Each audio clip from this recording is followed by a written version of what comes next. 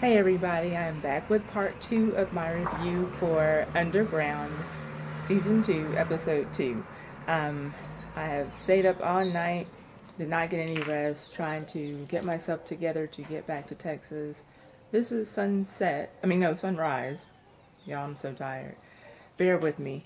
Okay, here we go. So, uh, where I left off, we're going to pick back up with Ernestine and her abusive ass man.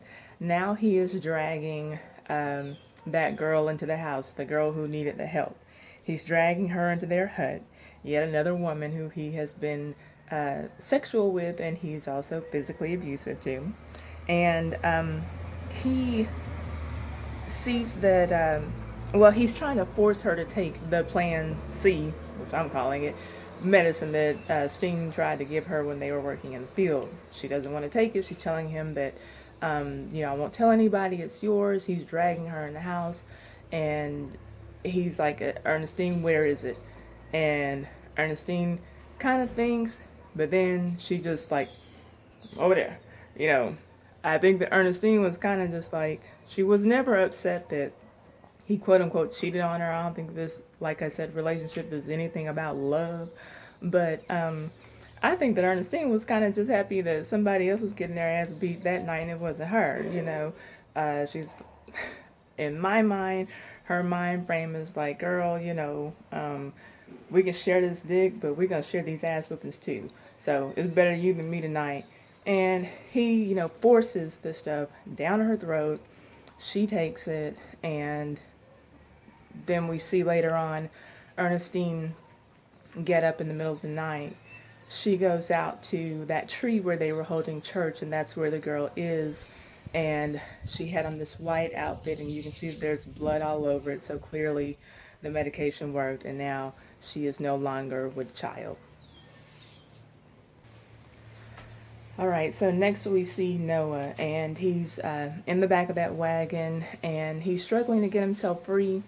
He's able to get some kind of piece of metal and pick the lock that was holding the chains together that his hands were wrapped in. He gets his face free and kind of peeks out. I don't know what he thought he was going to see or where he, maybe he thought he would see something that he recognized, but everywhere they go is just woods. So anyway, they get ready to stop the wagon, and so Noah has to put himself back in the shackles that he just freed himself from. And then later we see Noah concoct some brilliant plan to break the wagon down, and then he tries to get out and make a run for it, and he does not get far at all. And okay, bottom line, he does this. He sees this man who he thinks is the master of these two white men, and I couldn't tell if they were German or Irish. Were these accents, or were they speaking another language? I really hate that I didn't catch that. It seems like that would have been kind of obvious. But anyway, he sees a man roll by who he believes is their master, and they get Noah back in the wagon and they take him to its place. Now Noah, the whole time, he's talking really smart to these guys, so I guess at this point he figures he's not going to be killed, or he knows that they are planning on taking him somewhere. And so the way that he was talking had me a little bit afraid. I thought that they were going to hurt him, but they didn't. And they make fun of him. One of them makes fun of him for making that ring for Rosalie's, like, you've been in prison for 5 months, and basically this is all you did. You didn't try to escape. And Noah's like, basically, don't think that I'm just the average stupid Negro. That ought to tell you that I'm patient and that I have somebody that I'm basically going to stop at nothing to see until I see. And they get to this plantation, and Noah figures that he has the master in his grasp. So he gets the master's gun, or the man who he believes is the master gets his gun and points it to his head. And at that point, the guy who took Noah's ring, that Noah said he was going to get back, he gives him back his ring. And Noah lets him know, anyone makes a move, Master's getting his head blown off. And then we hear a laugh, and we see the burnt side of the face that we all remember, Cato. And Cato's laughing, and he says that, but see, the problem is he's not the master. I am, or something to that effect. And so we are just like, oh my goodness, how much money did Cato get from last season, and what on earth has he done? And he's gotten some white slaves now. I'm really looking forward to seeing just what Cato has up his arms, but up his sleeves. But I love Cato. I hate Cato. I think that Cato is the man that we love to hate and hate to love. Now that we are done with Cato's story of being all the way up, we flash to Patty Cannon, and she is having sex with somebody, and just the thought of that is so gross to me. But anyway, she's having sex with somebody, and she gets a knock on her door. She tells the guy that she's having sex with to get up and go, and in walks this man who I'm guessing that Patty Cannon hired to write her story, because he really doesn't seem all that impressed by her. But anyway, he comes in, and they get to talking about her story. And he does say that, the background of it is kind of fascinating, because her father was a proper English gentleman and he married some American whore, which that is true in the research that I found out about Patty Cannon. And but he's also interested in this slave catching that she does, but makes it a note to mention, you being the most notorious slave catcher there is, it's surprising and maybe even a little disappointing to him that you have not caught the most notorious runaway. And she says, Harriet Tubman. And he's like, yeah, Harriet. And so he says, it basically begs the question, why should I be writing about you rather than her? Like, that's the story there. And she just has this loser look on her face, like, and it's just like you can see that now her ego is getting to her about this darn Harriet Tubman. And she just has to take the L on that one. So now it's, I think, the next day or either later the same day, and this writer, Patty Cannon, is taking him out with her, basically like, bring a writer to your slave catching job day, and she's explaining to him the ins and outs of her business as things are transpiring, and he's basically like, look, unless I ask you something, don't tell me, like, I'm right here. Like, he really just does not seem like he's interested in Patty Cannon that much, and I don't know.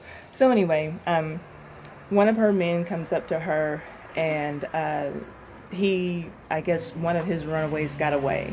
So he's coming basically to collect a $5 award, and she emasculates him and belittles him in front of everyone, and she's like, was it worth it for $5 to come here just for that? He lets her know, but I have some information on the whereabouts of Harriet Tubman.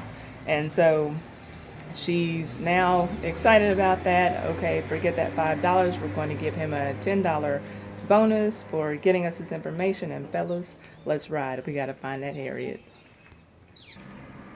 We get a quick flashback to the station house where Rosalie was, where Patty Cannon and her gang were holding up the lady who ran the station house. And they're still basically interrogating her at gunpoint and asking her, where's Moses and what's going on and who is that girl? And she's like, I don't know her. And they're like, letting her know, you better tell us something. And she just says, all that I know is that they call her the Black Rose. And I know that we all saw that scene and it wasn't really that significant, but I just like the name Black Rose, so I had to add that in my review. Then we flash back to Rosalie and her 3 runaways, and the one who's sick is still coughing, and the one who's doubting is still saying, I don't think we're gonna make it, I feel like we lost, and I just want to punch this guy. And shut up, let her do what she's doing, like, she knows what she's doing, please, just let her make it, y'all. And Rosalie hears a noise. She tells the guys to go and run off into these trees, and the one who's coughing, he basically collapses, and Rosalie basically gets out her antebellum EpiPen and stabs him in the chest with something, and he comes back to life, and they run, they hit it, they make it to the boat, and then we see Rosalie standing there with her sense of accomplishment on her face, therefore Harriet's vision coming to pass. lastly, right after Rosalie gets her runaways off to freedom, or we hope that they make it to freedom, we hear a gunshot and we see Rosalie fall in the water. Um, we know that it's Patty Cannon who shot her. When Rosalie emerges from the water and onto land, we see her disrobing, and in her disrobing, we find out that she is with child, and those turkey feathers that Harriet told her to take with her for protection have protected her unborn child. So, wow, that's basically the end of the episode. Thank you for sticking with me. I'm so sorry that this took me 2 days to get up, but I had to pack so that I can get back home. I haven't been in Texas in over a year now. I've been gone, so I'm excited about going home today. Um, I've been up all night, and this, y'all, is natural hair, so I'm still working with this. We're gonna work on something. We're gonna work it out. But anyway, tell me what your thoughts are about this episode, and any comments you have, leave below.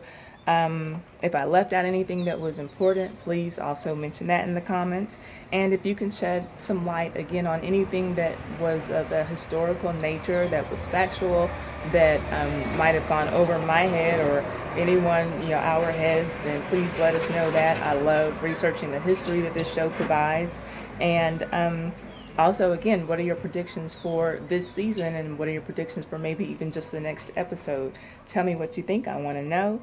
And thank you, not that they're necessarily watching, but Misha Green and Joe Pekaski and John Legend and all the wonderful actors and producers and cast and crew of this show. Thank you so much for giving us Underground. It's awesome. It's life. It's history. It's everything. I think it's important to America. Without this bit of history, there would be no America as it stands today. So this is just exciting to me. Thank you again for tuning into my review, and I'm going to go back. I already posted part 1. I'm going to go back and link the channels of the YouTubers that I mentioned who also review this show, in case you want some more underground fun. So have a great weekend. Have a great week. I'm finally going home after a year and 3 months. So I'm excited. Love the Caribbean. I'll be missing this view and everything, but I'll get to see it again soon.